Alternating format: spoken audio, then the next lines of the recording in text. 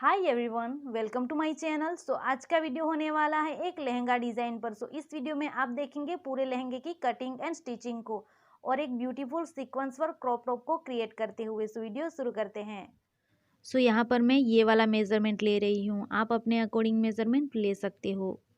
यहाँ पर मैंने लिया हुआ है ये 5 मीटर लहंगे के लिए सिल्क फैब्रिक और ये सीक्वेंस वर्क फैब्रिक है क्रॉप टॉप के लिए। यहाँ पर अब पहले हम लाइनिंग के ऊपर मार्क करेंगे। यहाँ मैंने 3 मीटर लाइनिंग को लिया हुआ है।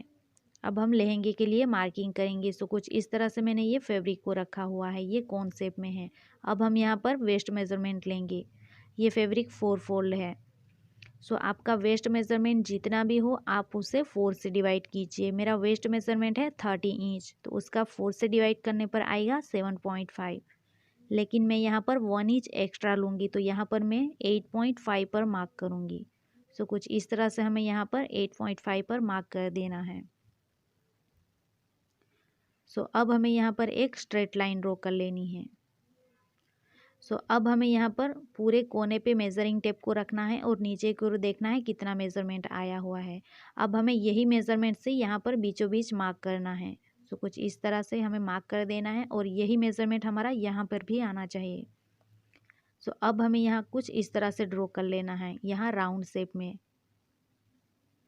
कुछ इस तरह से यहाँ से हमारी कटिंग होगी।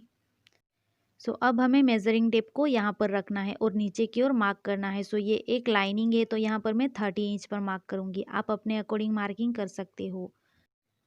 अब हमें यहाँ पर मेज़रिंग टेप को पूरा कोने पे रख देना है कुछ इस तरह से, और नीचे की ओर मार्किंग किया था वहाँ पर देखना है कितना मेज़रमेंट आया हुआ है।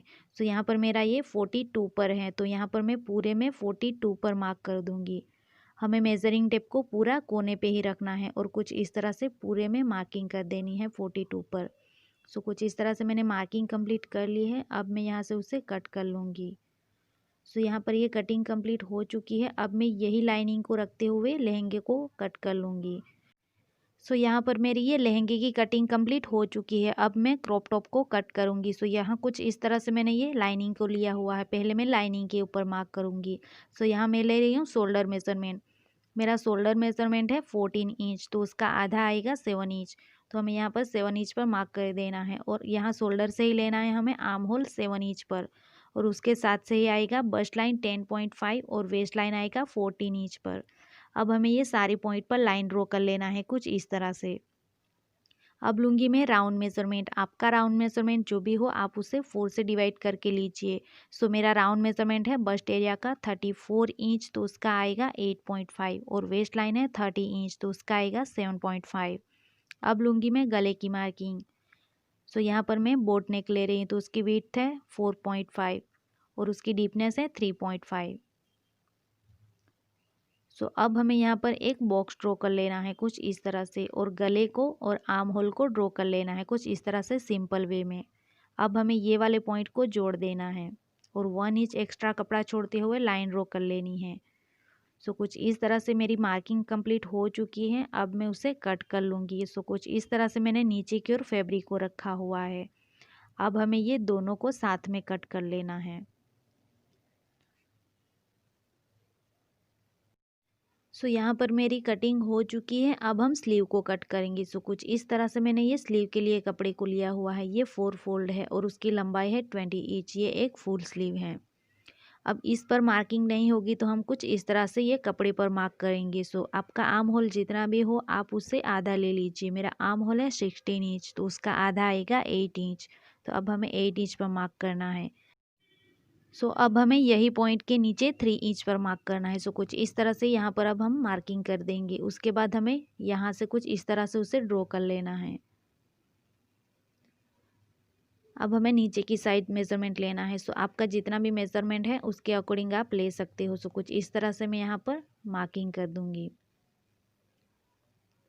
अब हमें यहाँ पर ये वाले दोनों पॉइंट को जोड़ देना है। यहाँ पर कुछ इस तरह से लाइन ड्रॉ कर लेनी है और 1 इंच कपड़ा छोड़ते हुए लाइन ड्रॉ कर लेनी है। यहाँ पर मेरी मार्किंग कंप्लीट हो चुकी है। अब मैं इसे कट कर लूँगी। उसके बाद ये वाली स्लीव पर रखते हुए ये स्लीव को भी कट कर लूँगी। सो यहाँ पर मैंने ये स्लीव को कट कर लिया है। सो कुछ इस तरह से मेरा यहाँ पर क्रॉप टॉप एंड लहंगे की कटिंग कंप्लीट हो चुकी है। अब हम उसे स्टिच करेंगे। सो पहले हम क्रॉप टॉप को स्टिच करेंगे। सो कुछ इस तरह से हमें लाइनिंग को रखना है पहले, और उसके बाद हमें यहाँ पर फैब्रिक को रखना है। ये वाले कपड़े को हमें उल्टा रखना है।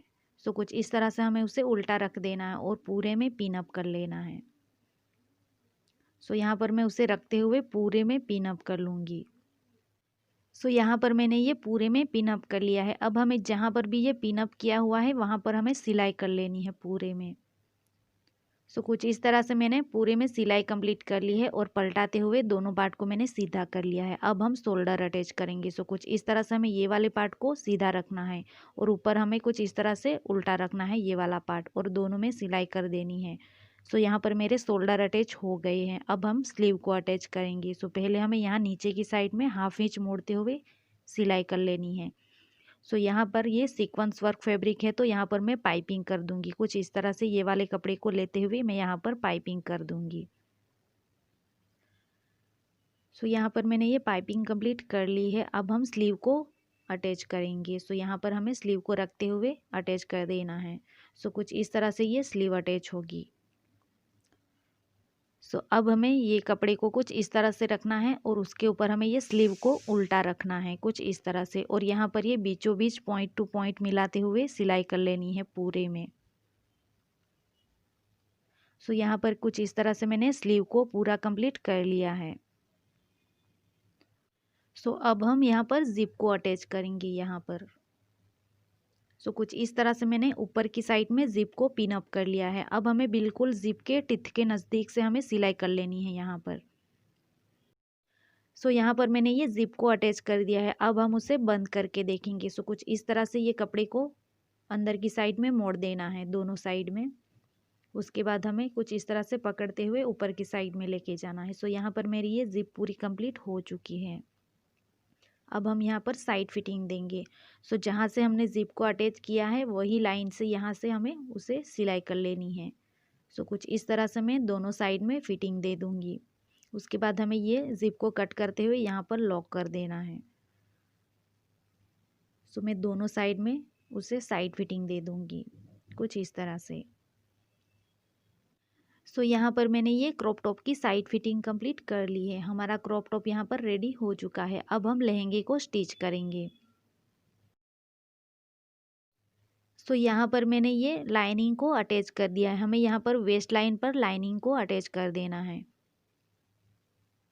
कुछ इस तरह से, और मैंने यहाँ पर एक साइड में उसे साइड फिटिंग भी कंप्लीट कर ली है। यहाँ पर एक साइड से ये बंद है और ये खुली वाली साइड है। हम यहाँ पर खुली वाली साइड पर जिप अटैच करेंगे।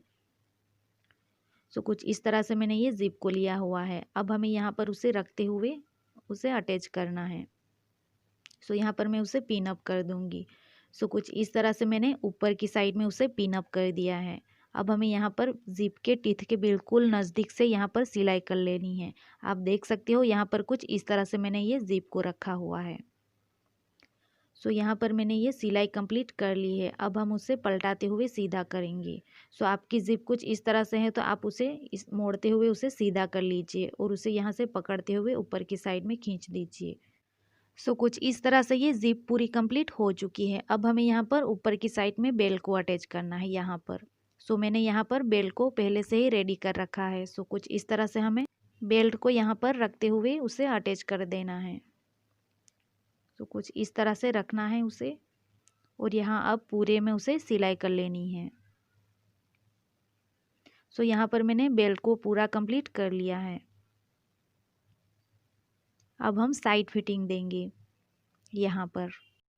सो अब हमें ये कपड़े को उल्टा रख देना है कुछ इस तरह से, और जहाँ से ये जिप अटैच है वहाँ से ही हमें सिलाई करनी है। सो लाइनिंग एंड फैब्रिक को साथ में स्टिच करना है यहाँ तक। उसके बाद हमें लाइनिंग एंड फैब्रिक को दोनों को अलग अलग स्टिच करना है।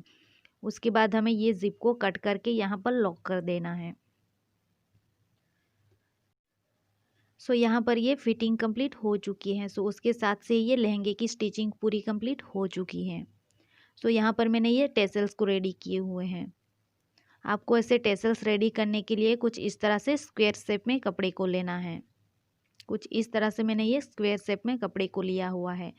अब हमें उसे ट्रायंगल शेप में फोल्ड करना है कुछ इस तरह से। अब हमें डोरी को यहाँ कोने पे रखते हुए उसे वापस से ट्रायंगल शेप में फोल्ड कर लेना है कुछ इस तरह से। अब यहाँ पर उसे स्टिच कर लेना है और उसे पलटाते हुए सीधा कर लेना है।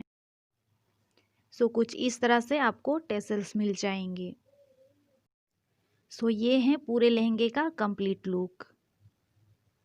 आपको मेरी वीडियो थोड़ी सी भी हेल्पफुल रही हो तो प्लीज़ उसे लाइक कर दीजिएगा और चैनल पर नए हो तो चैनल को प्लीज़ सब्सक्राइब कर दीजिएगा और साथ में बेल आइकन को प्रेस कर दीजिएगा ताकि आने वाली नई वीडियो की नोटिफिकेशन आप तक पहुंच सके।